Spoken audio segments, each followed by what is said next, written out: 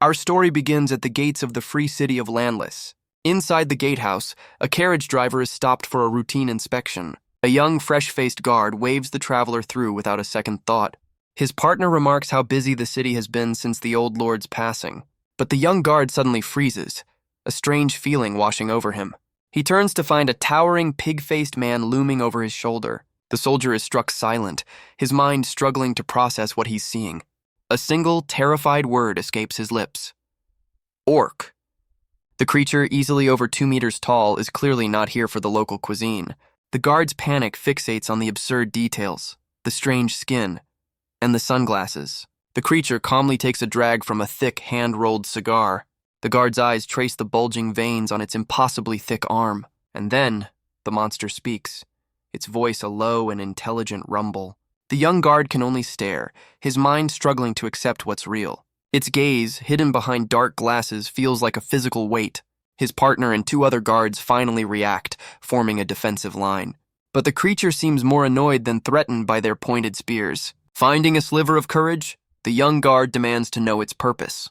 The orc simply smirks, claiming he's half-human, which is a bold claim. He lowers his glasses to reveal eyes that are anything but. The guard's terrified face is reflected in those crimson, slitted pupils. His comrades curse the creature, their fear hardening into revulsion.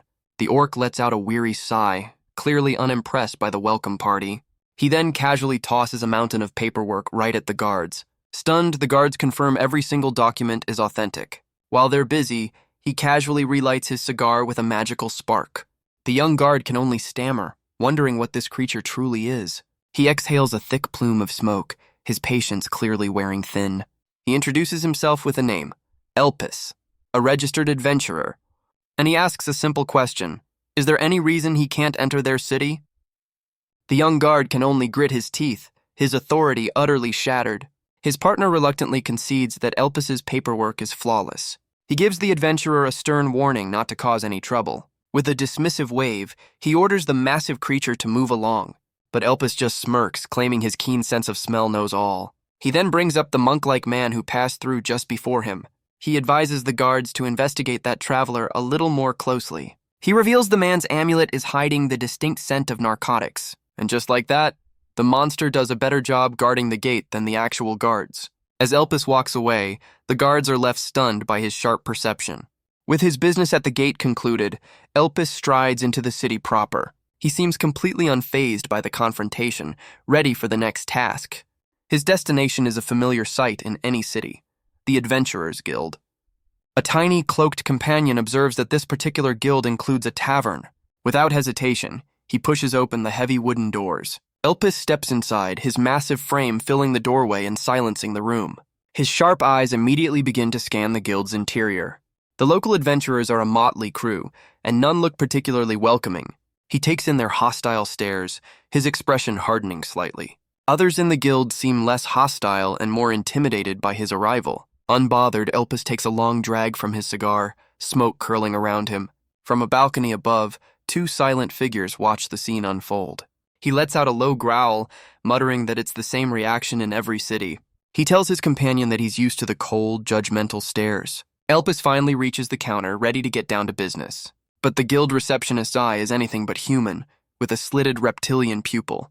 The man bluntly asks if this half-blood is going to be a problem. The patrons murmur about the city's decline since the Countess's death a year ago. The bartender slams a hand on the counter, impatiently demanding his order. Without missing a beat, Elpis simply asks for a whiskey. The bartender leans in, asking if he knows anything about the local food.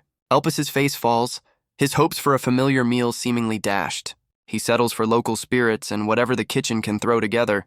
The bartender stares him down, demanding a steep price of 5 silver coins. Elpis is outraged, accusing the man of blatant price gouging. The tavern owner is unmoved, telling him to pay the price or leave. With a frustrated sigh, Elpis tosses the silver onto the bar. He takes a seat, still fuming over the tavern's special pricing for half-orcs. But his grumbling is interrupted as the server approaches with his order. And what arrives is not just food, but a magnificent, steaming platter. A frothy mug of dark ale is placed before him, promising to wash away his fatigue. Elpis's anger melts away, replaced by the pure, simple joy of a good meal. He notes that both the food and the ale look surprisingly high quality. His only complaint is the modern glass mug instead of a proper ceramic stein. He inspects the drink's deep, almost black color, his reflection staring back. Taking a deep breath, he savors the complex aroma of citrus and fruit. Deciding it's worth a try, he takes a long, satisfying gulp. But his moment of peace is shattered by a bottle flying through the air. It smashes against the wall right beside him, a clear act of aggression. Elpis lets out a weary sigh, more annoyed than surprised by the attack. The culprit is revealed, a man with fury burning in his eyes. The source of the conflict is a young woman berating her party members. She declares that it should be an honor for them to join her party. She strikes a dramatic pose, introducing herself as Margaret von Margareta. Her gloved hand clenches, emphasizing her dramatic declaration. Her eyes sparkle with an almost delusional level of confidence. And the art makes it very clear what her two biggest assets are. She stomps her foot, demanding attention from the entire guild. Elpis can only look on, completely baffled by the sudden theatrics. Margaret laughs triumphantly, utterly oblivious to her surroundings. Her former companion scoffs, dismissing her as a fallen noble playing dress-up. But she proudly announces she reached E rank in a record-breaking 5 days. The men are left utterly speechless by her accomplishment. The entire guild is stunned, as E rank is the absolute bottom of the barrel. Elpis can only watch, the second-hand embarrassment physically hurting him. Margaret, however, seems genuinely confused by the lack of cheering. She strikes another dramatic pose, declaring this the start of a legend. In her mind, she envisions a future leading legions of adoring followers. She winks, radiating a level of confidence that is truly unearned. But back in reality, she's just the center of a very confused, silent room. The guild patrons finally break their silence, erupting in laughter at her claim. Elpis can barely watch, covering his face in a wave of second-hand shame. Margaret's triumphant smile falters, replaced by utter, horrified disbelief. She whirls on her former comrades, demanding to know what's so funny. They mockingly explain that her feat is just grunt work for any new recruit. The self-proclaimed super rookie is left stammering and utterly humiliated. Elpis lets out a heavy sigh, his meal thoroughly interrupted by the drama. But a flicker of amusement crosses his face. This is better than tavern music. The argument spills outside, where the men now ridicule her flashy attire. She stands her ground, proudly declaring the outfit was a gift from her father. Her gloved hand clenches into a tight, furious fist. She screams at them, her pride wounded by their insolence. But her former party members just laugh, mocking her noble pride. The three men begin to close in, their intentions turning sinister. They grab her, sneering that they're collecting the evil lord's assets. With fire in her eyes, she fiercely defends her father's honor. The ringleader grins, claiming the whole city celebrated her father's death. His words strike her like a physical blow, her confidence shattering. The cruel taunt cuts deep, planting a seed of doubt and pain. He cackles, adding that her father died a pathetic, drunken death. The argument ends as Margaret is violently thrown back into the tavern. The ringleader gloats that her father's death is what made this a free city. They corner her in the alley, calling her the daughter of a wicked lord. Her noble blood means nothing to them now. Their intentions are clear. Back at his table, Elpis's dinner entertainment just got a lot darker. A single tear escapes her eye, her pride finally cracking under their hate. She collapses to the ground, trembling with a mixture of fear and rage. A silent scream of pure, helpless frustration echoes in her mind. But someone has been listening, and his patience has finally run out. The man's cruelty culminates in a sharp, vicious slap across her face. The sound of the blow hangs in the air, a line finally crossed. In her despair, Margaret can only whisper her father's name. From his table, Elpis lets out a low, dangerous growl. She remembers a time when a hand on her head meant only kindness. Elpis watches the scene, his reflection hiding a gathering storm. And in an instant, the storm breaks, his patience utterly shattered. The ringleader freezes, a primal fear seizing his very soul. He's left wondering what happened, his face now intimately familiar with the floor. Margaret looks up through her tears, stunned by the sudden intervention. Elpis stands over the thug, his hand pressing the man into the dirt. Her eyes widen in shock, a silent gasp escaping her lips. He offers a hand, a silent gesture to help her to her feet. A deep blush spreads across her face as she looks away. Flustered, she looks up at her savior, a tiny figure before a veritable giant. Elpis walks on, muttering about the sickening feeling in his gut. The two stand facing each other, a silent understanding passing between them. She realizes that her earlier terror has completely vanished. She recalls the feeling of his hand, a source of unexpected warmth. And through that simple touch, she felt his anger on her behalf. He looms over the fallen men, sarcastically complimenting their new position. Elpis calmly asks the man how much he paid for his meal. The other two thugs can only stare, confused by the sudden interrogation. He clarifies, asking what their food and drink cost them. The men exchange nervous glances, unsure how to answer. One of them finally stammers out the price, a mere 3 copper coins. Elpis reveals he was charged 5 silver, a price hundreds of times higher. The revelation only makes the thugs erupt in mocking laughter. The ringleader sneers that it was a nuisance fee, clearly a master of customer service. They turn their venom back on Margaret, calling her the daughter of a villain, and they finish by calling Elpis a half-breed bastard, sealing their fate. The ringleader doubles down, offering a price for the half-orc's head. Elpis looms over them, his voice dripping with contempt for humanity. The thug is left utterly confused by the half-orc's strange logic. Margaret watches on, a flicker of something new in her tear-filled eyes. With a snarl, Elpis decides it's time to teach them some manners. A brutal slam sends the man's world into a splintered mess. Margaret looks on in shock as sweat drips from the enraged half-orc. The 3 thugs are now nothing more than decorations on the tavern floor. Even from the floor, the thug tries to assert his non-existent authority. But Elpis is just getting warmed up, his fury burning away the sweat. Elpis tells them the cheap swill they drink is all they're worthy of. From above, the scene is clear. 1 giant, 3 fools, and a stunned noblewoman. He declares he'll teach them a lesson about the culture they're too crude to understand. Margaret can only watch, completely bewildered by this half-orc's strange priorities. The ringleader finally snaps, grabbing Elpis and telling him to shut his mouth. His eyes burn with rage as he spits out a final fatal insult. He even mocks the half-orc's sunglasses, a truly terrible last decision.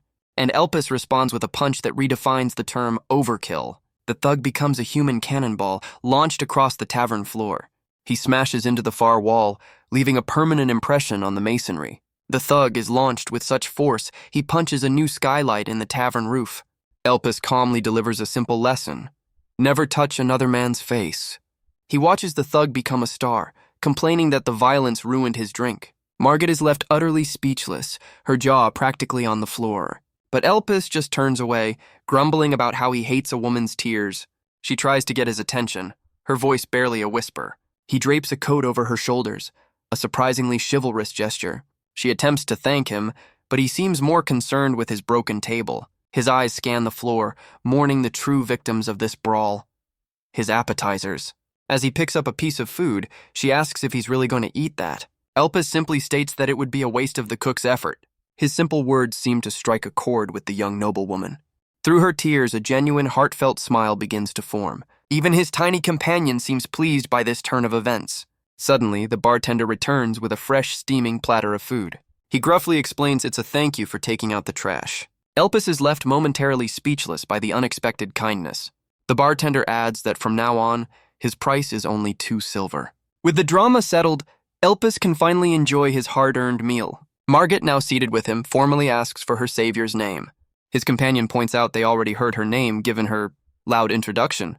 With a dazzling smile, Margaret boldly asks Elpis to form a party with her. Elpis just stares back, bluntly asking if her eyes are completely useless. Her confident expression immediately deflates into an indignant pout. He reminds her that he's a half-orc, a walking magnet for trouble.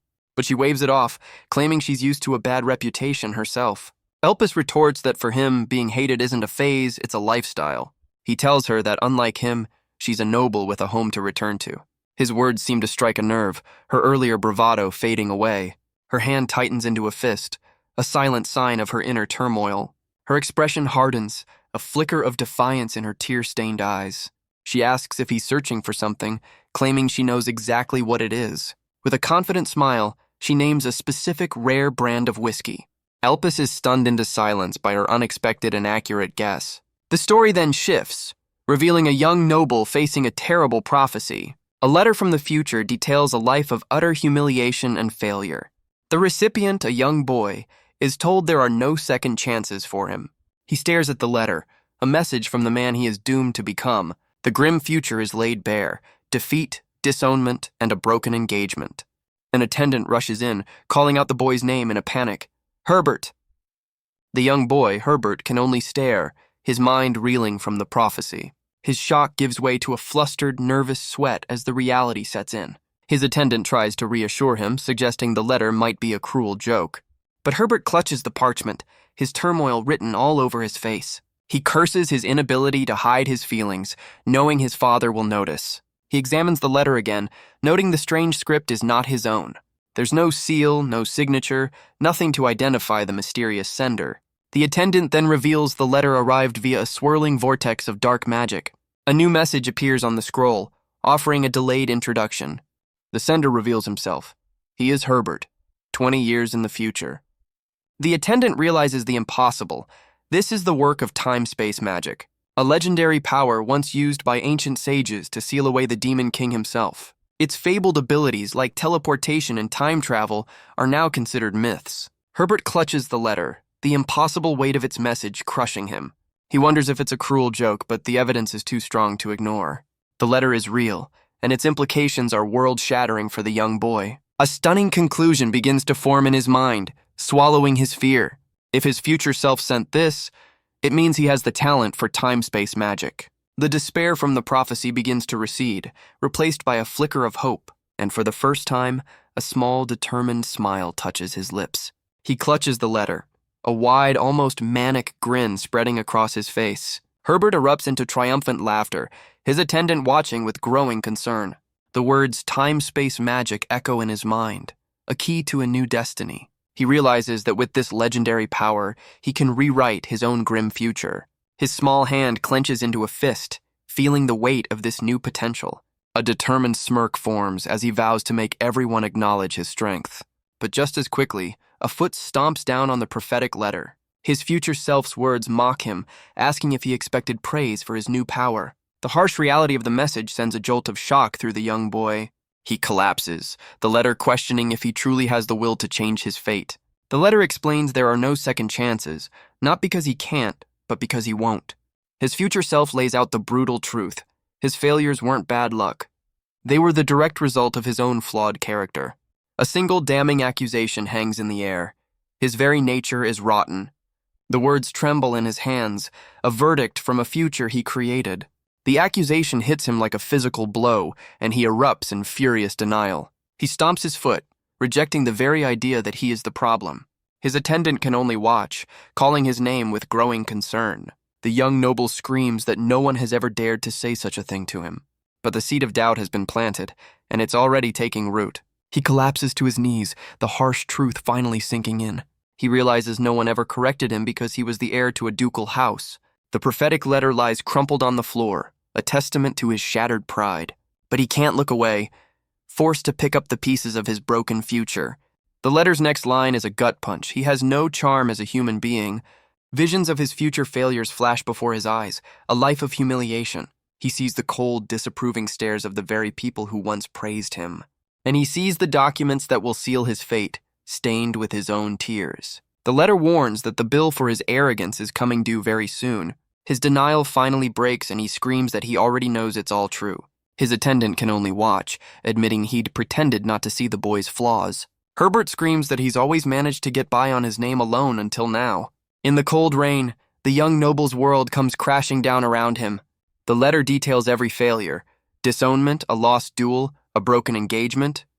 And to twist the knife, it reveals even his loyal attendant Kevin will die. The only sound is the rain and the heartbroken sobs of a boy facing his doom. All his pride shatters, replaced by the raw, desperate wail of a child. It is a truly undignified cry, complete with tears, snot, and everything. Kevin rushes to comfort him as the letter from the future continues its message. It reveals that it took 20 long years to reclaim everything he was about to lose. The letter continues, a confession from a broken man who tried his best. But for all his efforts, he lost far more than he ever managed to save. By the time he understood his folly, his fate was already sealed. But the letter offers a single desperate hope. Young Herbert can still succeed. The only condition is that he must never forget the regret he feels right now. The scene then transitions, pulling away from the rain-soaked room. We're shown a memory of a younger Herbert in a sunlit gazebo with an older figure. Even back then, a quiet determination burned behind the young boy's eyes. Herbert's inner voice admits he hated confronting the ugliest parts of himself. Kevin confesses he never wanted to know about such a bleak, sealed future. His small hand clenches into a fist, a spark of defiance finally igniting. He shouts into the empty air, vowing that he absolutely refuses to lose everything. The letter offers his first instruction: resume the hard work he has long since abandoned. As a new day dawns, Herbert stares out the window, his resolve hardening with the light. The next command is clear: face the upcoming duel with the will to die trying. His future self explains that this duel, which he started, is the very crossroads of his destiny. And with that knowledge, Herbert understands that this is where his new life truly begins. A vision of the man he could become flashes in his mind, confident and serene. A man who walked a long, hard road just to send this message back through time. Turning to his loyal attendant, Herbert prepares to give his first real command. Kevin listens intently, ready to carry out his young master's orders. Herbert asks him to find the head martial officer, a man named Rodeo. The scene cuts to a stern-looking man with a monocle and an impressive mustache. The message is a request for special training, a task Herbert has long neglected. With a new sense of purpose, Kevin sprints off to deliver the message. He wonders what was in that letter, but decides it's probably best not to ask. All he knows is that it transformed the boy's face from despair to pure determination. In his heart, Herbert makes a solemn vow to his late grandfather. He will work harder than anyone to support his family's name. Talk about a productive existential crisis. Elsewhere, the man he seeks is already hard at work, sweat dripping from his chin. Kevin delivers the message, his urgent expression catching the officer's attention. The scene transitions, a symbolic welcome for the young lord's return to form. We cut to a lavish bar, where a wealthy patron calls out to someone named Elpis. His companion, a masked youth, boasts that his wealth is as endless as the bar's menu. The story then flashes back to an older, pig-faced man, his expression one of pure irritation. The masked youth's condescending smile confirms he was the source of the trouble. He recalls thinking that such a creature was one of a kind on the entire continent. The memory shows the pig man passed out drunk, completely at the youth's mercy. But the creature suddenly jolts awake, his face a mask of pure, unadulterated panic. Back in the present, the masked youth's eye glints, reliving the chaotic memory. The memory culminates in a woman straddling Elpis, wishing him a good morning. The half-orc's mind flashes back to the night before, a cold sweat breaking out.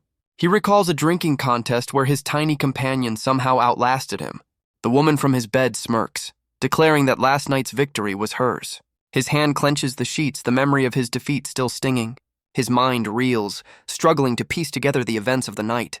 His gaze is drawn to her shirt, which is fighting a losing battle, and he becomes acutely aware of the weight pressing down on him. He can only stare up at her, demanding to know what is happening. She leans in close, mocking him for letting a woman best him in a contest. Elpis can only stammer, his mind a cocktail of confusion and regret. She grins, declaring that as per their agreement, he's now her new party member. The half-orc's face contorts in a silent scream of pure, unadulterated horror. His tough guy persona completely evaporates, leaving only a defeated pigman. The art style itself seems to be mocking his profound misery. The story then cuts back to the present, outside the Landless Adventurers Guild. On the roof, workers marvel at the strange, scale-like tiles. Inside, a different conversation is taking place at the main counter. A cheerful dwarven receptionist patiently explains the rules to a familiar face. Margaret slams her hands on the desk in frustration, while Elpis stews in his own defeat. The dwarven receptionist explains that forming a party requires a formal screening. Margaret is completely baffled by this sudden bureaucratic hurdle. The rules are simple. A party needs at least 2 C-rank adventurers, but the receptionist adds that the guild welcomes anyone who can prove their strength. Margaret complains about the city's outcasts, even insulting her new partner. Elpis ignores her, his attention focused on a small object in his hand. With a sharp click, he reveals a rather ornate-looking cigar cutter. The receptionist suggests they take on a quest to prove their capabilities. Margaret seems to think they don't have time for such trivialities. Elpis, however, seems perfectly content to light up another cigar. Elpis takes a drag from his cigar, stating he doesn't turn down a challenge. He exhales a thick cloud of smoke, his decision filling the air. The dwarven receptionist is suddenly jolted by his easy acceptance. She nervously confirms that a certain high-stakes quest is indeed available. With a cheerful wave, she scurries off to retrieve the quest details. Margaret turns away, muttering about how they're being underestimated. But her frustration quickly hardens into a look of fierce determination. Elpis watches her, a smirk playing on his lips at her fiery attitude. She suddenly spins around, a brilliant, almost manic grin on her face, and without warning she latches onto his arm, ready to drag him to glory. She complains that he's pulling too hard, her priorities clearly in order. The quest they're being offered is a simple one. Hunt down a creature called a hagus. An adventurer with an eye patch explains that the creatures have been multiplying in the nearby forests. Elpis clarifies for his companion that they're just a type of hostile monster. The man adds that while small, they are vicious and specifically target humans. Elpis cuts through the chatter, asking the only question that really matters. What's the reward? The eye patch-wearing man's gaze narrows, sizing up the new adventurer. He names the price, 5 silver coins, the exact amount Elpis was overcharged for his meal. Margaret, now masked and ready for battle, enthusiastically accepts the quest for them both. The dwarven receptionist beams, happy to see Elpis taking on the challenge. Elpis is left stunned, the reward hitting a little too close to home. The story then cuts away to a mysterious wax-sealed letter being delivered. The conversation in the guild turns to the city's new lord. A man named Aruto Oratorio is revealed, his smile dripping with arrogance. Elpis's expression hardens as the chapter comes to a dramatic close. We learn Aruto is not just an A-rank adventurer, but the new ruler of Landless. His smug confidence suggests he's a man who always gets what he wants. The realization dawns on Elpis. He's in the territory of a powerful new player. Margaret, meanwhile, seems to be having a completely different, much louder reaction. She strikes a pose outside the guild, ready to charge headfirst into their new quest. But their quest is interrupted by the arrival of a new player, his armored boot splashing into a puddle. The city's new lord, Aruto Oratorio, appears behind Elpis with a condescending smirk. He dismisses our half-orc, claiming he's never heard of an adventurer named Elpis. Elpis is stunned by the man's speed, wondering if he used magic to appear so suddenly. Aruto recalls the report from the gate. A half-orc with flawless, almost suspicious paperwork. Elpis asks if there's a problem, but Aruto assures him there's no issue with his documents. In fact, he says that's precisely what makes this whole situation so very interesting. Elpis looks up at the A-rank adventurer, his instincts screaming that this man is trouble. The two stand off in the street, a powerful new lord sizing up a mysterious newcomer. Elpis's hand tightens into a fist as his keen sense of smell picks up a strange scent from Aruto.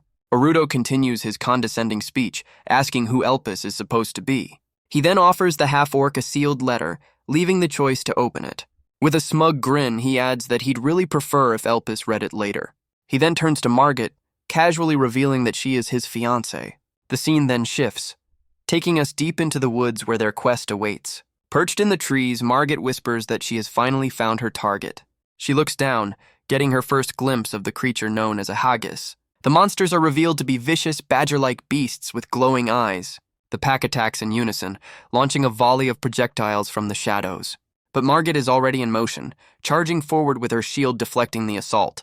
The hagus lunges forward, its maw a terrifying collection of needle-sharp teeth.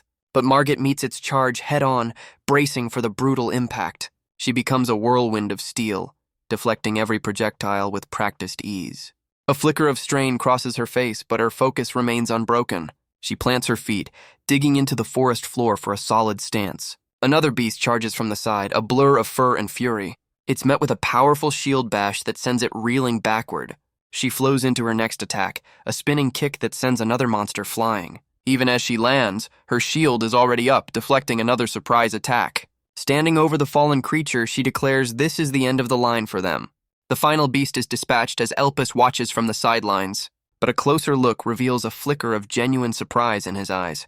His bored facade cracks, replaced by a look of utter shock. Margaret stands victorious, revealing her skills come from her adventurer mother. Elpis lights his cigar, admitting this was a pleasant miscalculation. She grins, declaring her combat prowess is already near a professional level. Elpis considers her words a thoughtful expression on his face. Even his companion celebrates her complete victory over the monster pack. Margaret proudly declares this a top-tier performance for any rookie, but their celebration is cut short by the arrival of a much larger problem. But Elpis simply dismisses her victory, calling her technique sloppy. With a flick of his wrist, he sends 2 projectiles flying into the trees. They intercept a hidden hagus, stopping its surprise attack dead in its tracks. His movements are a blur of speed and power that leave Margaret stunned. She turns to him, flustered, insisting she had the situation handled, but he reveals he used his massive blade to block the attack she never saw coming. His tiny companion proudly declares, this is the skill of a true professional.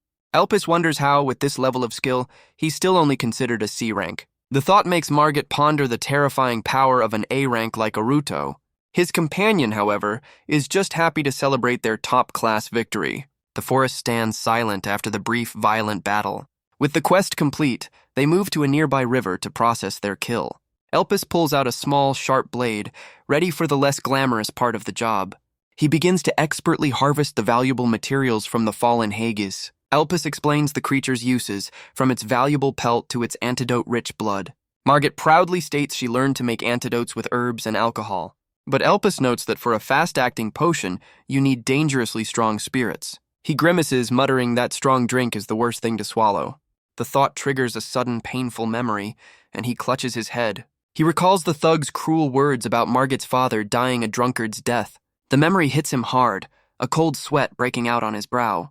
Margaret offers a small, sad smile, understanding his sudden distress. Elpis's gaze hardens, the cruel words echoing in his mind. He looks down, a quiet storm of emotions brewing behind his eyes. His companion asks if he'll finish the job, but Margaret eagerly volunteers. She seems pleased by this turn of events, while Elpis just looks tired of the drama. Back from the forest, Elpis stares at the letter Aruto gave him. His keen sense of smell picks up something, a scent that gives him a very bad feeling. The letter feels heavy in his hands, a choice that could change everything. Later, by the water's edge, a heavy silence hangs between the two adventurers. Margaret looks away, a nervous energy about her as she prepares to speak. Elpis remains stone-faced, his patience clearly reaching its limit.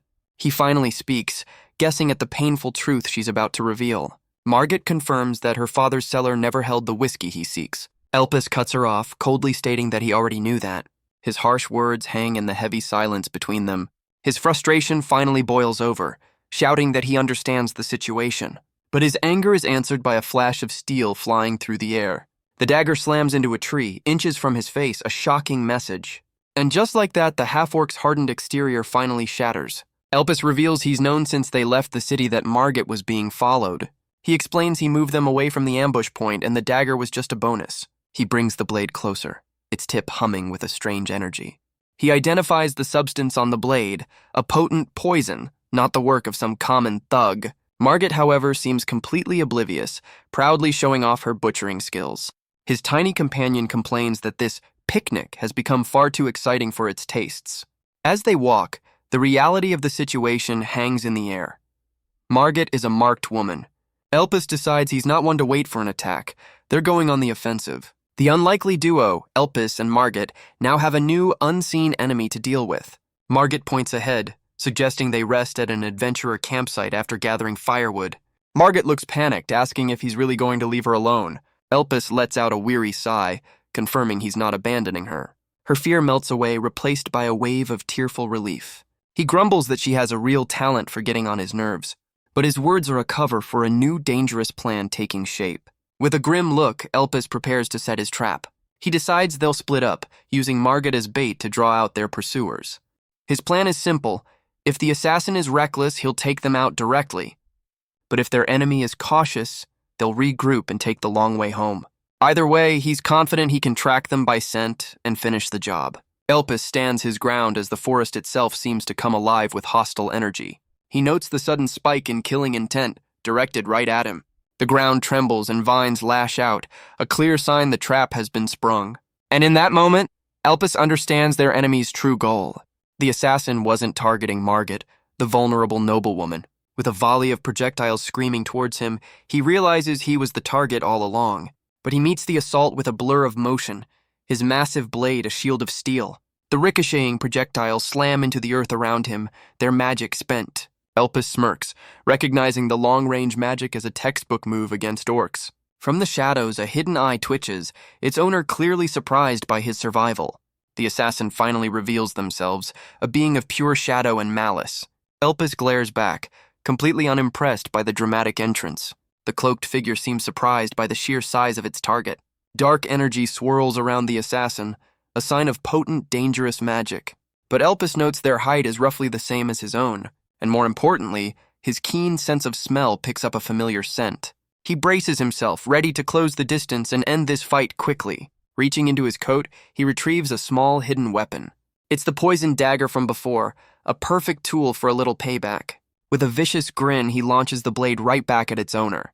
The poisoned blade soars through the forest, a silver streak of vengeance. The cloaked figure stands unmoving, a silent silhouette against the trees. But the dagger shatters on impact, splintering against something that isn't flesh. Elpis smirks, his suspicions confirmed in an instant. He knew from the scent that this was no living being. The assassin was nothing more than a wooden dummy wrapped in a cheap cloak. Elpis scoffs at the decoy, clearly insulted by the amateurish trap.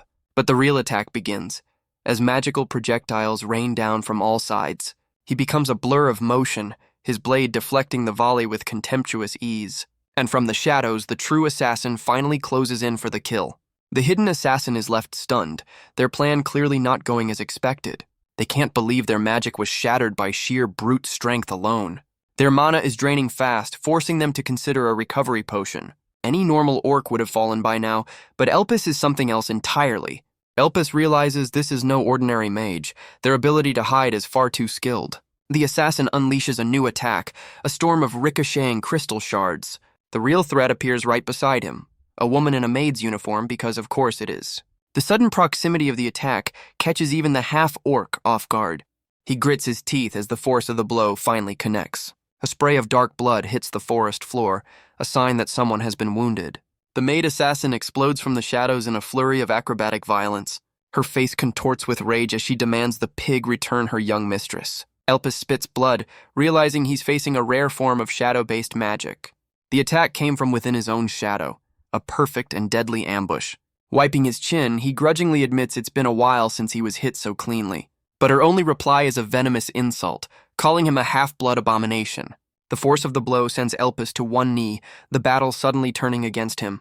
He adjusts his glasses, catching a glimpse of his companion against the full moon. But from the trees a new figure emerges, complaining that his maid jumped the gun. With a smug grin, the man challenges Elpis by name, ready to see what he's made of. The smug newcomer watches as his maid leaps into action, closing the distance in an instant. She launches a vicious kick, the art style suddenly very interested in her combat form. But Elpis just glares back, his expression a mixture of annoyance and grim focus. With a furious cry, the maid brings her leg down in a powerful axe kick. But the blow is stopped cold, meeting the unmovable wall of Elpis's forearm. She lands, vowing to kill this pig before he can lay a hand on her mistress. Elpis smirks, noting her switch to physical combat and daring her to bring it on. She becomes a whirlwind of blades and shadows, attacking from all sides at once. But Elpis simply braces himself, meeting her flurry with a single, powerful block. The force of the impact sends the assassin flying, spitting blood from the blow. The maid skids across the forest floor, thrown back by his immense power. But she's already twisting in the air, launching herself back into the fray. With a furious snarl, she vows to break every bone in his body. She lands in a crouch, coiling for her next devastating move. Elpis just looks down, muttering about how troublesome this maid is. She flies at him again, demanding he release her mistress from his influence. But his eyes catch a glint of movement, a flicker of something unexpected. A sharp pain registers as a poisoned dart embeds itself in his massive arm.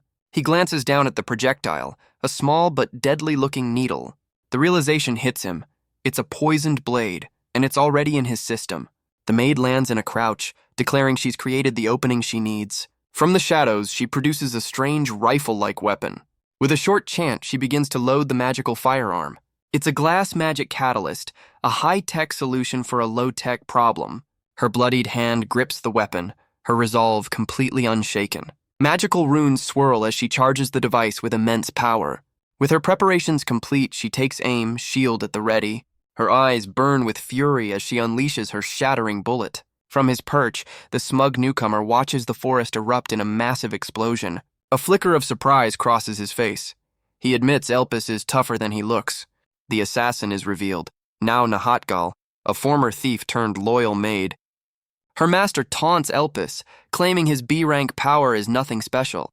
Nio unleashes another volley of magic, forcing Elpis on the defensive, but the prolonged fight is taking its toll, and she reaches for a potion. She quickly uncorks the vial, desperate to replenish her dwindling mana. Without hesitation, she downs the recovery potion to get back in the fight. Meanwhile, Elpis's companion has a potion of its own, a handy antidote. Now cured, the tiny creature spins into action, tired of being a spectator. Nio is suddenly struck, her arm shattering from an unseen attack. Elsewhere, Margaret walks alone as two magical staves are discarded behind her. The two combatants now face each other across a massive, fallen tree. Elpis looks back, suggesting it's about time they ended this little charade, but now can only clutch her chest, the recovery potion hitting her system hard. An explanation reveals the potion's secret. It's also a dangerously potent alcohol. Elpis notes that even seasoned adventurers know to only ever drink one of those. Her master realizes she's on her second dose, a fatal miscalculation in this fight. The potent brew takes hold, and the deadly assassin begins to lose her balance. Her face flushes as the world starts to spin, her combat focus completely gone. The proud warrior is reduced to a helpless, teary-eyed mess. Looks like someone can't hold their liquor. Elpis stands completely unfazed, noting that her poison and magic barely left a scratch. Nio realizes the power gap is too vast. This half-blood is a true monster. A flicker of something inhuman shines in Elpis's reptilian eye. He growls that he has no intention of leaving Margaret in her care. He gestures to the crystal shards, the remnants of her failed assault. Elpis repeats her name, now, his tone leaving no room for argument. He dismisses her magic as nothing more than cheap parlor tricks. But now is too far gone, drunkenly trying to remember who he is. Her eyes widen in shock as a new power fills the air. His companion easily dispels the last of her lingering shadow magic, and from the darkness, Elpis summons two massive demonic claws. Elpis reveals he used the fallen tree as part of his own devious trap. He explains he'd already prepared to disarm her so-called shattering bullet. Now is thrown back, wondering if her own magic is about to self-destruct. In her daze, she can only whisper the name of the mistress she failed to protect. With a grunt of annoyance, Elpis grips the hilt of his massive blade. He unleashes a torrent of dark energy, shattering her remaining projectiles. The intricate crystal shards are no match for his raw, demonic power. He calls upon a devastating ability, Orcus, the Grand Duke of Sin. A colossal pillar of dark energy erupts, a declaration of his true strength. Miles away, Margaret looks up, completely stunned by the unexpected light show. Her hair stands on end as she wonders if that was a lightning strike. Her eyes are wide with disbelief, struggling to process the scale of the event. The source of the light is revealed, a massive crater perfectly carved out of the forest. In the center of the devastation stands Elpis, his weapon crackling with residual energy. He holds the unconscious Now in his arms, casually asking if she's still alive. His weapon has transformed, now a monstrous war mace that commands the very storms. Nio awakens in his arms, flustered and confused, asking why he would save her. Elpis just looks down, asking if she's the maid who serves Margaret. He figures she acted alone out of loyalty, not wanting a half-blood near her mistress. With a dismissive smirk, he tells her not to worry. For him, this kind of trouble is just business as usual.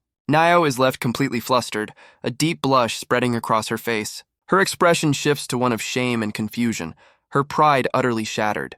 From the trees, the smug newcomer applauds, a slow, deliberate clap. He admits that Elpis's single strike was far more impressive than he'd anticipated. Elpis glares up at the man, his patience for uninvited guests completely gone. The man, Aruto, finally reveals himself, floating down with an arrogant smirk. The two powerful adventurers lock eyes, a silent challenge passing between them. Aruto asks Elpis's companion if it was responsible for Nao's defeat, but he cuts the conversation short by stomping on the tiny creature. Apparently, he's not a fan of small talk. From the edge of the massive crater, Margaret screams Aruto's name in a panic. Elpis's face contorts in a silent snarl, his fury finally ignited. His tiny companion is freed, looking utterly bewildered by the sudden assault. Aruto looks down, casually acknowledging the creature he just tried to crush. But Margaret erupts in a furious scream, her voice echoing through the crater. She roars at Aruto, demanding he get away from her new party members. The new lord simply turns, completely unfazed by her protective rage. Elpis is left holding the unconscious maid, looking deeply annoyed by this family reunion. The story then reveals just what Aruto means to the young noblewoman. Their history began long ago, when he was just a boy from a royal family, a man who willingly cast aside his claim to the throne to become an adventurer. But now he's the man who stole her father's honor and fortune. She lands with a thud, kicking up a cloud of dust and debris. Seeing Elpis and Nao injured, Margaret's mind snaps into focus. Her eyes narrow, correctly identifying Aruto as the source of the danger. With a burst of speed, she closes the distance between them. The story reveals just what Margaret truly means to Aruto. When they first met, he saw a spoiled noble who resembled her adventurer mother. After her mother's death, she agreed to a political marriage to support her father. But now, in the present, he barely even gives her a second glance. With a furious cry, she charges forward, ready to confront her so-called fiancé. She unleashes a furious strike, aiming to cut down the man who ruined her life. but her blade stops dead, her attack completely nullified before it can connect. Her sword is swallowed by a swirling vortex of water that surrounds Aruto. He stands completely untouched, as if simply brushing away a minor annoyance. From the sidelines, Now can only call out to her mistress in a panic. She realizes this isn't just a shield. It's a form of spatial magic she's never seen. Elpis, however, seems to recognize the technique, a grim look on his face. It's a legendary form of absolute defense, turning the concept of water into a barrier, a technique known as the Castle of the Quiet Lake because villains love dramatic names.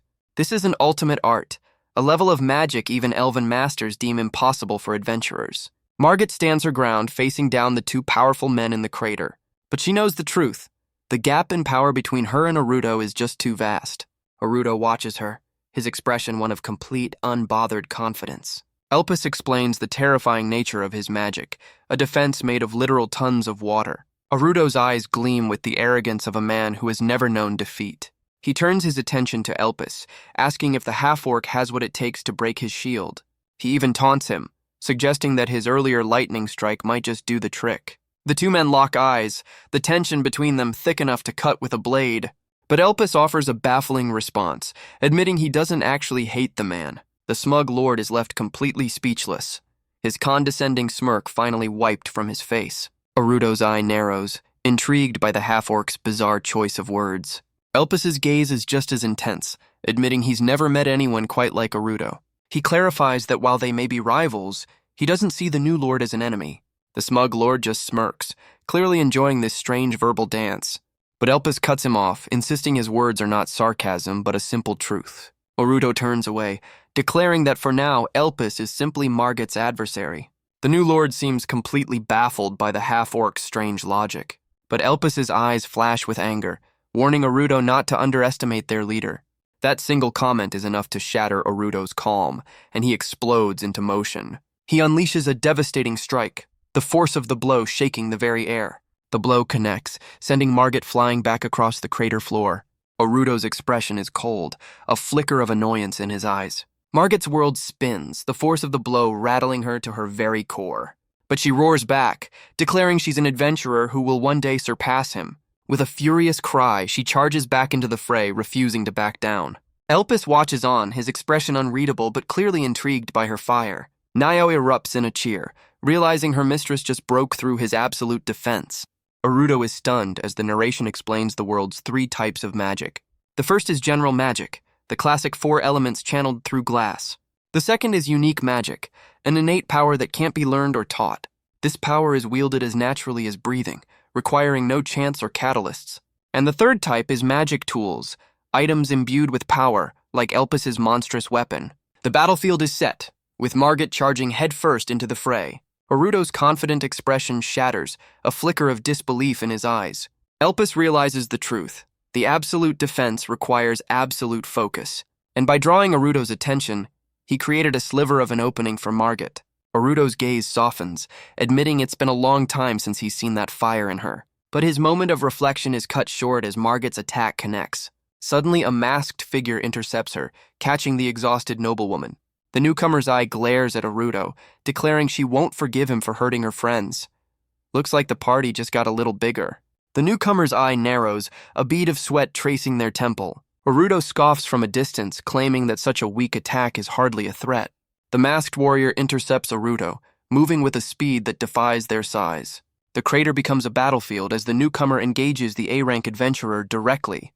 They stand between Margaret and Aruto, a silent, unmovable guardian.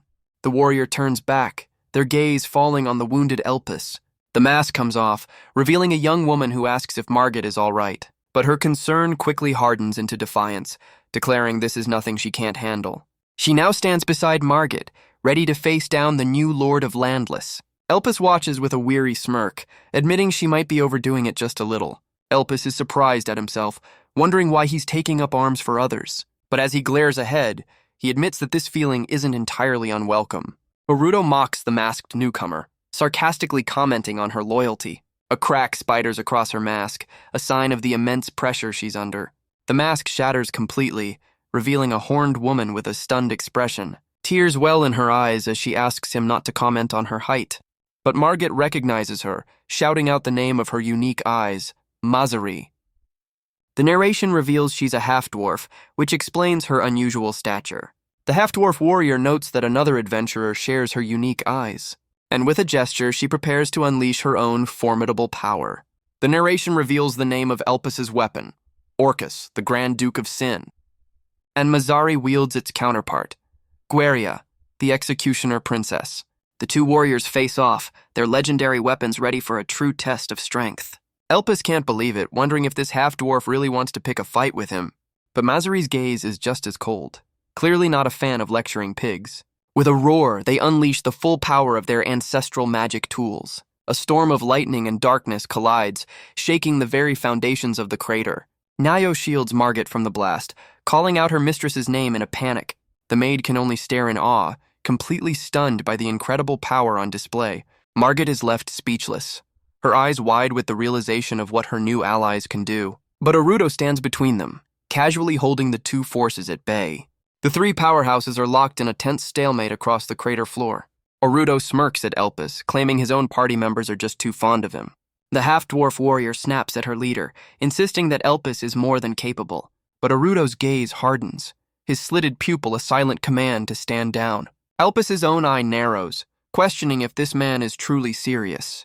As Margaret reaches out from the ground, Elpis can only look on in silent frustration. The narration introduces the half-dwarf as Shika, a warrior who once annihilated a bandit group alone, and Elpis, the half-orc who can go toe-to-toe with an A-rank powerhouse like her.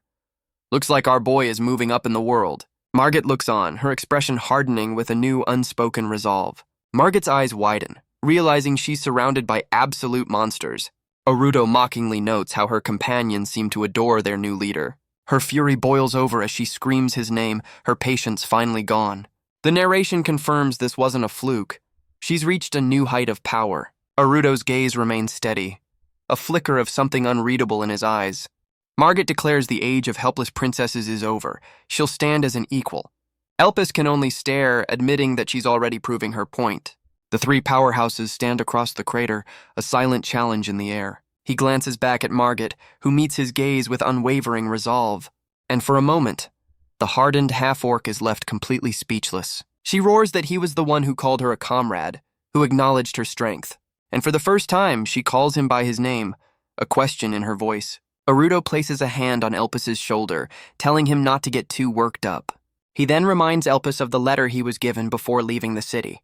The rest of the party can only watch, caught in the middle of this standoff. Aruto's smug expression suggests he's enjoying every second of this chaos. He explains that the letter is likely an invitation to a much higher stage, a challenge from one powerhouse to another, delivered with a condescending grin. Margaret can only look on, completely lost in this high-level power play. But as Elpis finally opens the letter, he finds it's completely blank. Guess Aruto's a fan of minimalist design. Margaret explodes in fury, demanding to know if he's making a fool of them. But Aruto just smirks, explaining that it's a letter one can't simply read. Elpis glares at the blank page, his frustration growing with every passing second. But then, his expression shifts, a sudden understanding dawning on his face. He realizes the message isn't in words, but in the paper's distinct scent. The unmistakable aroma of a very specific, very rare brand of whiskey. He looks up at Aruto, admitting the scent is almost exactly what he's been searching for. The new lord's grin widens, enjoying the half-orc's stunned reaction. The name of the legendary brand echoes in his mind, the Blessed Ballad, a miracle water, a blend of the world's 7 most legendary liquors. So, a really expensive cocktail. Aruto reveals the legendary drink's true name with a triumphant grin. Elpis glares back, demanding to know just how much this man truly knows. The new lord simply states that they are both searching for the very same thing. Elpis roars that this isn't just a drink, it's a memory of his family and friends. But Aruto declares the miracle liquor will be his, and his alone. The two sides stand opposed, the lines of this new conflict clearly drawn. Aruto issues a challenge, daring Elpis to rise to his level. His eyes burn with the confidence of a man who has never known defeat. But Elpis meets his gaze, a silent promise of the battle to come. A new quest has begun, a race to claim the divine liquor, and it's going to be a messy one. Aruto issues his final challenge, a promise to meet Elpis at the very top. Back at the guild, the quest to hunt the hagus is officially declared complete. A new elven receptionist calmly processes their successful mission report. And for her efforts, Margaret is officially promoted to the illustrious D rank. With the day's chaos behind them, the newly formed party raises a celebratory toast. The unlikely group settles in for a well-deserved meal and a moment of peace. The main course is revealed, a heaping platter of freshly fried hagus. Elpis's companion raves about the ale, while Nao confirms the fresh meat was the right call. Margaret enjoys her drink, her earlier humiliation completely forgotten for now. But for Shika, the whiskey is more than a drink. It's a memory of a cherished friend. Nao reveals that Aruto's knowledge comes from a mysterious otherworlder. Shika just laughs, clearly enjoying the chaos of their new party dynamic. But Elpis dismisses the idea, stating that such things are not important to him. He explains that his quest is for a dear friend who once saved his life. His only wish is to pour that legendary whiskey on his fallen friend's grave. The table falls silent, his companions finally understanding his true motivation. Margaret reflects on her own quest, to honor her father's will by becoming an adventurer. She smiles, genuinely touched that he would share something so personal with them. Elpis is left flustered, clearly not equipped to handle genuine emotional connection. With new resolve, Margaret declares they will beat Aruto to the legendary whiskey. Elpis agrees, stating that her success is now tied to his own quest. His tiny companion celebrates their new camaraderie, much to Elpis's chagrin. But Margaret points out a small problem. There are conditions for forming a party. Elpis recalls the guild's rules. They need at least 2 C-rank members. So Margaret declares their new goal, get her promoted and recruit more allies. The others get excited, imagining a new mage blasting foes from the back line. Elpis grumbles that they need a magic user, and they just happen to know one. The classic strategy, a strong front line protecting a powerful spellcaster. Margaret is stunned by this revelation. Guess charge forward isn't the only strategy. The narration explains that true adventurers must be both self-sufficient and team players. But Elpis's expression hardens, flatly rejecting the very idea of it. Margaret is left completely baffled, asking why he's so against the strategy. He explains that he refuses to accept a plan that anticipates a comrade's death. The harsh reality of his words leaves the young noblewoman utterly speechless. For a true adventurer, he explains, every choice is a matter of life and death. Shika backs him up, revealing the grim statistics of their chosen profession. Elpis adds that of his own peers, only one other adventurer is still active. Margaret's expression sours, clearly not a fan of this brutal reality check. Even Nio objects, insisting her mistress is not yet ready for such risks. But Margaret's resolve hardens, remembering her duty to rebuild her family's name. Margaret's hands clench, her resolve unshaken by their grim warnings. But Nio insists she shouldn't have to team up with a half-blood at all. Margaret can only look on, surprised by her maid's sudden outburst. Elpis just closes his eyes, admitting her argument has a certain cold logic. Nio continues, calling half-bloods like herself and Shika an ill omen. Elpis slams his fist down, agreeing that it's a sound, if cruel, argument. Margaret turns to him, worried that Nao's words have hurt him. But he just looks away, muttering that he already knows the score. He then points, changing the subject back to their need for a mage, and his finger lands squarely on a very stunned, very prejudiced Nao. Talk about an awkward job offer, but Margaret's eyes light up, thrilled by the prospect of Nao joining them. Elpis explains that Nao's agility and rare magic make her the perfect candidate. He then casually brings up her past as a thief, much to her dismay. The proud assassin can only slump over the table in utter humiliation. Elpis seems completely unbothered by her reaction, his point already made. Nio is left sweating, her carefully guarded secret now out in the open. But Elpis adds that the guild doesn't care about one's past. How very progressive of them. The maid looks up, her prejudice warring with this unexpected offer. Margaret's gaze softens as she addresses her loyal, conflicted servant. She declares that together, they will restore her father's honor in this city. But Margaret cuts through the tension, declaring Nao is not just a servant, but her friend. Elpis just watches the scene unfold, his expression giving absolutely nothing away. With a gentle look, Margaret asks if Nao would be willing to officially become her comrade, a true member of their party. But Nao leaps onto the table, flatly declaring that it's impossible. Talk about a flair for the dramatic. The drama is interrupted by a new voice, a blonde elf claiming Nao is her property. Nao can only look down, her face a mixture of shame and frustration. Margaret is left completely stunned by this sudden, bizarre claim. Elpis lets out a low growl, his patience for tavern theatrics officially gone. The man with the elf reveals himself, a merchant who reeks of pure, unadulterated greed. The elf woman smirks, noting the distinct scent of blood in the air. Elpis' eyes narrow, his instincts already sizing up the newcomers. The merchant explains his business, sponsoring adventurers for a tidy profit. He taps the table, a gesture of ownership and condescension. Elpis glares back, his patience for this kind of arrogance wearing thin. Now can only look down, caught in the middle of this humiliating display. The elf woman looks them over, demanding to know who they are. The merchant introduces himself as Kankira, his smile dripping with false sincerity, and his companion introduces herself as Sharbika, an adventurer with a wild grin. She's the leader of a C-rank party, and she's clearly got a flair for the dramatic. She gets right in his face, proudly declaring her nickname, the Orc Hunter. Elpis' eye narrows, finding this whole situation a strange coincidence. Sharbeka announces to the room that she despises orcs, a nickname she's had since she was a rookie. Margaret's eyes widen, a flicker of understanding passing through them. The elf watches him light his cigar, noting the intelligence in the half-blood's eyes. The two adventurers lock gazes, a silent challenge passing between them. She leans in with a sneer, asking if he's been eating with his nose. Classy. But Elpis simply turns away, completely unfazed by her childish taunts. Margaret recognizes the merchant, recalling that he used to do business with her father. Kankira complains about her father's high tariffs, celebrating the city's new freedom. Sharbeka sneers that her father's rule let merchants like Kankira get arrogant. The merchant gloats that with the old lord gone, business is finally booming. But the elf's eyes narrow, questioning his very specific choice of words. Kankira then summons Now, revealing she ran away from him that morning. Now can only look down, her face a mask of pure, crushing humiliation. Margaret calls out her name, completely stunned by this sudden revelation. Elpis' expression hardens, a low growl rumbling in his chest. With a smug grin, Kankira explains the simple truth. Now is deeply in his debt. He declares that in this so-called free city, there is no freedom for debtors. Now stands in silence, her pride completely shattered by the public shaming. Margaret can only stare, her voice barely a whisper as she calls Now's name. She turns to the merchant, demanding to know the exact amount of this supposed debt.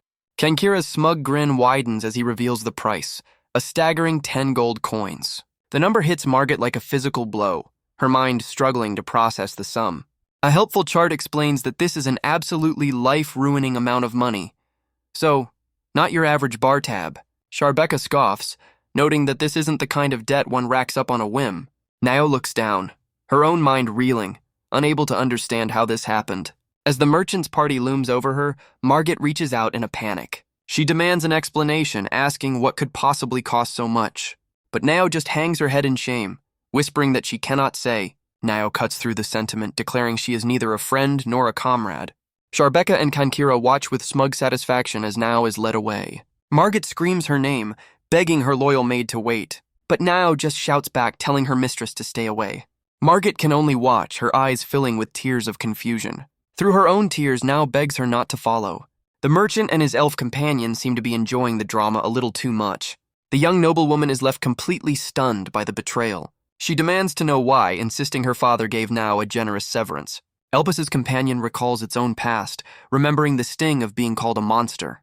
The companion recalls telling another monster that their senses were one and the same. It admits that it can't truly claim to understand Elpis' unique suffering, but it knows that Elpis' nose can perceive the true feelings of others, and only he can decide if that power is a curse or a gift.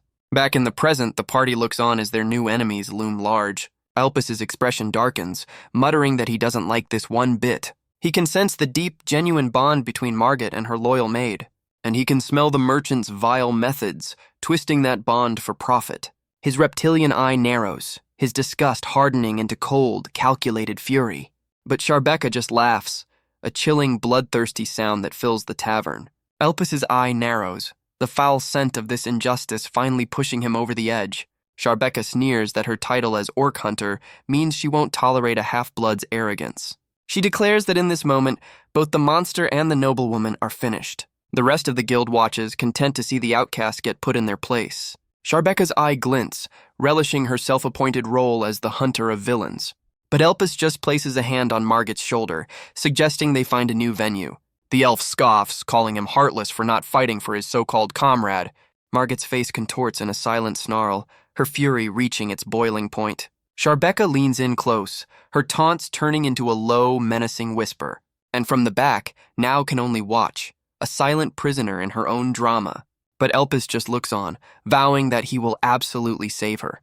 Sharbeka scoffs, asking if the orc hunter is supposed to let him go just for defending a debtor. Shika chimes in, reminding the elf that orcs are still considered demi-humans. With a dismissive wave, Elpis turns to leave, wishing them luck with their work. He walks away without a second glance, leaving the stunned elf in his wake. The elf then turns her attention to Margaret, demanding to know what she'll do. Her expression is one of pure manic glee, eager to see the noblewoman break. Nao looks back one last time, her face a mask of shame and despair. But Margaret just stands in silence, her expression hidden by her hair. She then looks up, her eyes burning with cold fury, declaring she has no dogs among her comrades. The elf is left stunned, her taunts dying on her lips. But her shock quickly turns to mockery, asking if Margaret was just abandoned by her maid. On the dark city street, the two groups begin to separate. Elpis and Margaret are left standing alone as Nao is led away into the night. Margaret takes a single, hesitant step forward, her body wanting to follow. But Elpis simply looks on, grimly acknowledging her powerful declaration.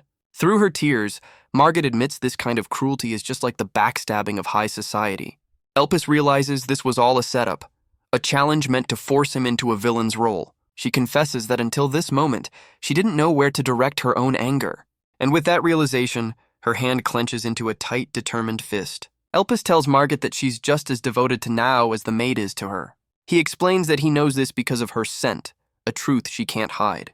Margaret teases him, admitting his charming nose sees more than just smells. Her hand tightens into a fist, her resolve solidifying into a single purpose. A single tear falls, but her eyes burn with a newfound unshakable fire. With a shared purpose, they vow to take back their comrade no matter the cost. Under the crescent moon, Sharbeka's name is called out in the night. The merchant dismisses his entourage outside a lavish estate, his business for the night concluded. On a rooftop overlooking the city, Kankira asserts his dominance over the captive maid. Nao can only stare ahead, her expression a mask of quiet, crushing despair. Nao's face is a mask of pure, unadulterated misery, but Sharbeka just looks on, a smug, condescending smirk on her face. Kankira addresses his hired muscle, with Nao standing isolated in the background. He explains the situation, focusing on the troublesome half-orc who started it all.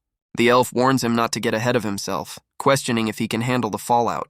Her expression remains cold, completely unimpressed by the merchant's scheming. Nao can only look down, her spirit completely broken by the public humiliation. But Sharbeka just grins, declaring that the maid is now her personal prey. Kankira places his full confidence in the orc hunter, pleased with the arrangement. And with her new pet secured, Sharbeka happily skips off into the night. Sharbeka waves a cheerful goodbye as Kankira leads Nao toward his lavish estate. But the moment they're out of sight, she spits on the ground in disgust. The gesture is a clear sign of her utter contempt for the merchant. She mutters to herself that the man clearly doesn't understand the situation at all. She recalls Elpis's calm demeanor, realizing he's not one to brawl without a reason. Deciding this is all too troublesome, she resolves to do a little hunting of her own. Meanwhile, Elpis and his party arrive at the Varuna Trading Company. Inside, they explain their entire complicated predicament to the company's head. Margaret, now in a sharp new uniform, declares they need money to rescue their comrade. Shika looks on, clearly a little uncomfortable with this new diplomatic approach. Elpis looks on, his expression grim as he prepares to make his case. But the woman in charge simply smiles, addressing him by name. She introduces herself as Varuna, noting that Elpis is, as always, a magnet for trouble. Margaret is left completely baffled by their sudden and easy familiarity.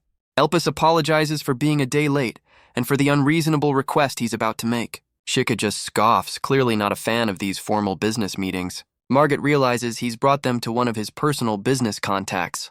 Varuna just smiles, amused by the chaos her old acquaintance has brought with him. The young noblewoman is left completely flustered by this unexpected turn of events. She finally understands that this meeting was one of the reasons Elpis came to this city.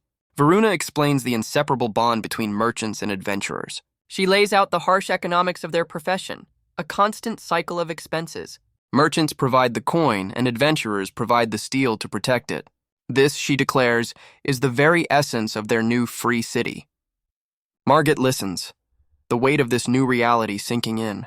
Elpis remains silent, his expression unreadable behind his dark glasses. But Shika has heard enough, her patience for this lecture completely gone.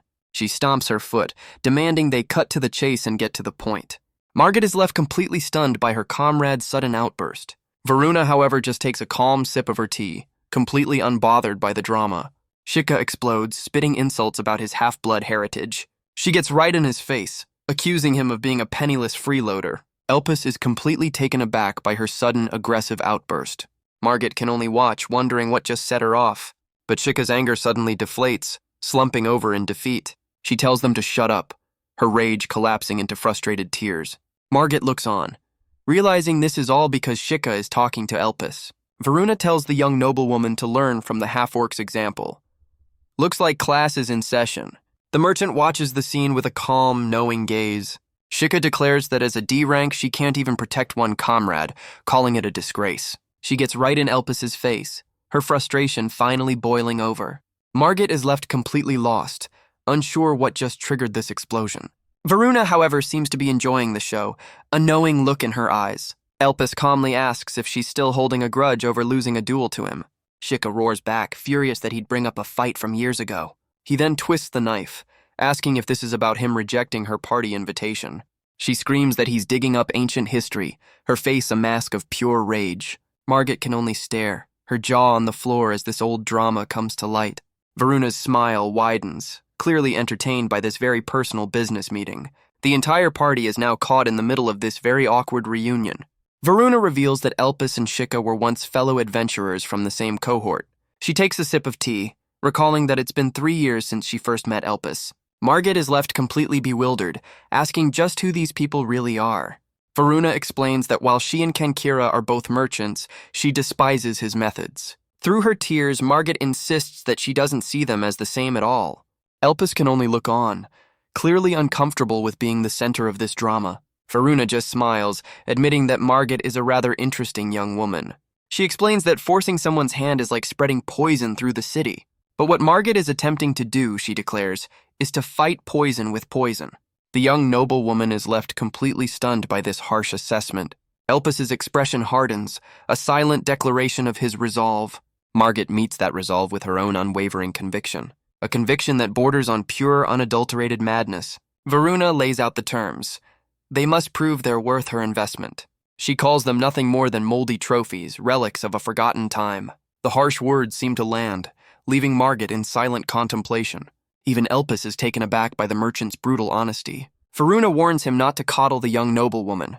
She declares that the one who must answer now is Margaret herself. Varuna challenges her directly, proves she has what it takes to be a leader. Margaret's eyes narrow, her resolve hardening under Varuna's intense scrutiny. She begins her answer, her voice a quiet but steady declaration of who she is. She recalls a time she made a fool of herself in front of royalty. Back then, she was just a girl, forced into a political marriage to save her family. But that girl is gone, and in her place stands a proud adventurer. Shika looks on, her earlier fire now just a weary ember. Elpis watches in silence, his expression giving absolutely nothing away. Varuna's reflection glints in her blade, a flicker of interest in her eyes. The scene then cuts to a dark, opulent bedroom, a figure hidden in the shadows. A skeletal being rises from the bed, a chilling new player entering the game. Nao is bound and helpless, her captor declaring that it's time for her punishment.